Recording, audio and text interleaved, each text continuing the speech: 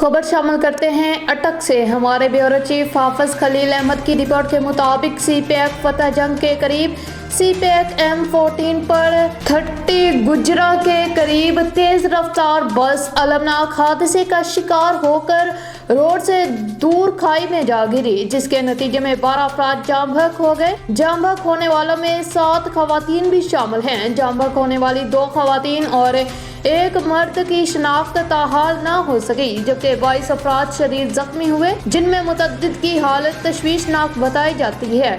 जख्मी और जाम बहक होने वालों को रेस्क्यू 1112 की टीमों ने तहसील हेडक्वार्टर अस्पताल फतह जंग मुंतकिल किया, जबकि 8 जख्मियों को तशवीशनाक हालत में रावलपिंडी और इस्लामाबाद की मुख्तलिफ अस्पतालों में मुंतकिल कर दिया गया है। बस में मौजूद जख्मी होने वाले बहावलपुर के रहायशी समीउल्लाह के बयान के मुताबिक हादसा ड्राइवर को नींद आ जाने के सबब पेश आया और बस बेकाबू होकर रोड से नीचे जा गिरी। बस में 45 से ज़ायद मुसाफिर सवार थे, जिसमें खवातीन और बच्चे भी शामिल थे। बस में सवार बदकिस्मत मुसाफिर बहावलपुर से रावलपिंडी जा रहे थे।